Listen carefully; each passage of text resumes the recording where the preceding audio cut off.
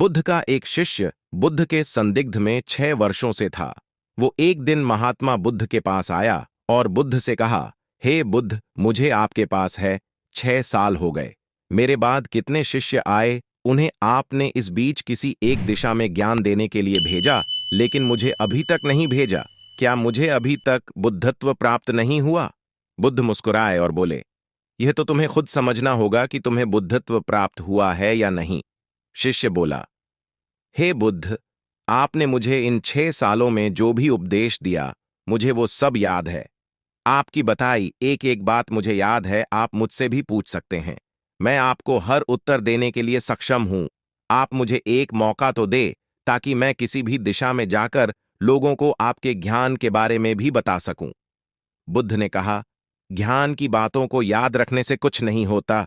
जब तक आप उसे अपने आचरण में ना लाओ, जब तक आप किसी भी चीज को अपने आचरण में नहीं लाओगे, तब तक आप दूसरों को नहीं कह सकते कि वो उसे अपने आचरण में लेकर आए। शिष्य ने कहा, जो भी हो, कृपया आप मुझे एक मौका दें। आप मुझ पर भरोसा रखिए।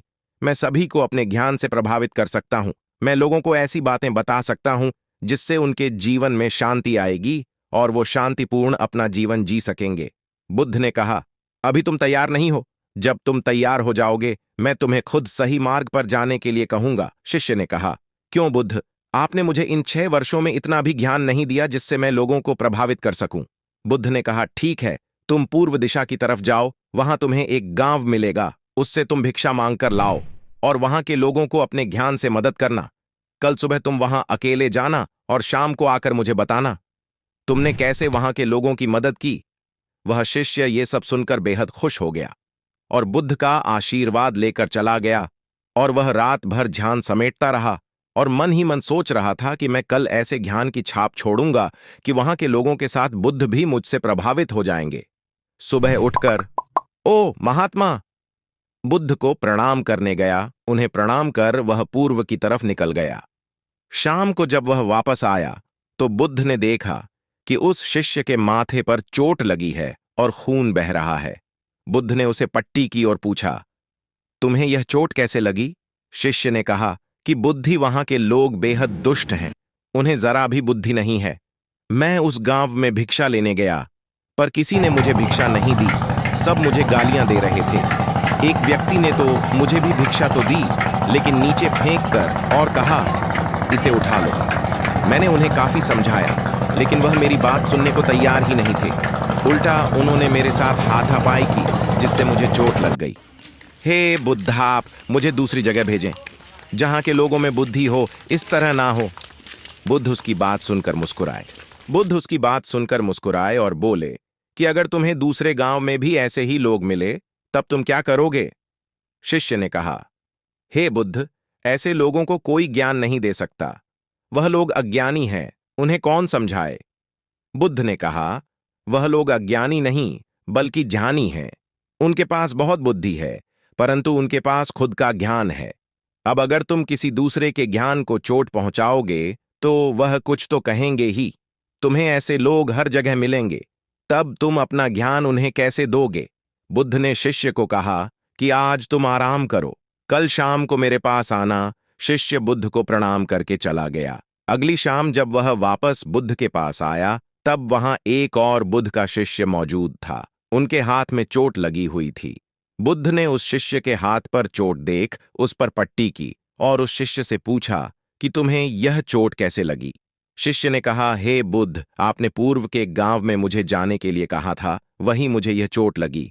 बुद्ध ने कहा, वहां तुम्हारे साथ क्या क्या हुआ, तुम मुझे बताओ। शिष्य ने कहा, हे बुद्ध, वहां पर मैंने सबसे भिक्षा मांगी, लेकिन किसी ने मुझे भिक्षा नहीं दी।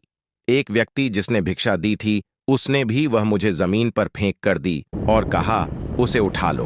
मैंने चुपचाप उसे उठाकर अपने पात्र में रख लिया और उसे कल्याण का आशीर्वाद दिया। तब उस व्यक्ति ने मुझसे कहा, आप बड़े ही अजीब व्यक्ति हो, मैं आपका अपमान कर रहा हूं और आप मुझे आशीर्वाद दे रहे हैं।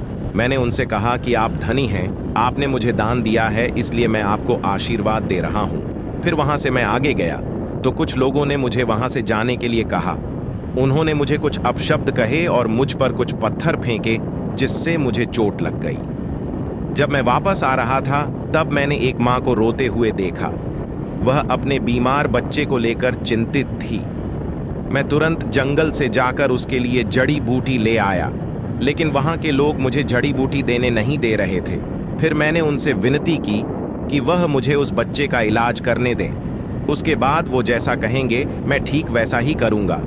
फिर जिस व्यक्ति ने मुझे भिक्षा दी थी उसने गांव वालों को समझाया, तब उन्होंने मुझे उस बच्चे को जड़ी बूटी लगाने दी। उसके बाद वह बच्चा ठीक हो गया। फिर गांव वालों ने मुझसे अपने किए गए अभद्र व्यवहार के लिए क्षमा मांगी और मुझे धन्यवाद कहा। फिर मैं वहां से वापस आ गया। हे बुद्ध, आपसे एक विनती है। उस गांव के लोग बहुत भोले भाले और सीधे हैं। क्या मैं रोज उसी गांव में जाकर भिक्षा मांग सकता हूं? ये सभी बात वो पहला शिष्य भी सुन रहा था। उसने यह सुनते ही बुद्ध के चरणों में गिरकर कहा कि हे बुद्ध, मैं समझ गया हूं कि अभी मैं उस लायक नहीं हुआ कि दूसरों को ज्ञान दे सकूं। बुद्ध ने कहा, हमें बाहर वैसे ही लोग दिखाई देते हैं जैसे हम भीतर से होते हैं।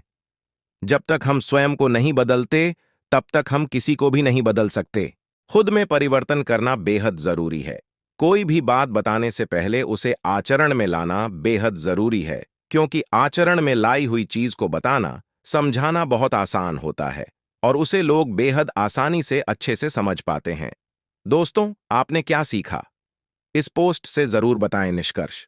दोस्तों, हम सभी को ऐसा लगता है कि हमने जो कुछ भी सीखा है वह हमको दूसरों को सिखाना चाहिए, लेकिन हम जाने अनजाने में दूसरों को सिखाने के चक्कर में हम कभी कभी गलत साबित हो जाते हैं। तो इसलिए दोस्तों, अगर आप किसी को भी कोई भी सुझाव देने के लिए जाते हैं, आप कोई भी चीज सिखाने के लिए जाते हैं, तो सबसे पहले आप उस कार्य को संपूर्ण रूप से और सही ढंग से अच्छे से सीख जाएं। और आपको जब यह पक्का प्रूफ मिल जाए कि अब मैं इस कार्य को संपूर्ण रूप से सीख चुका हूं, अब मैं दूसरों को सिखा सकता हूं, तभी आप दूसरों को सिखाने के लिए जाए। अन्यथा आपके साथ दुर्व्यवहार हो सकता है और आपको क्षति भी पहुंच सकती है।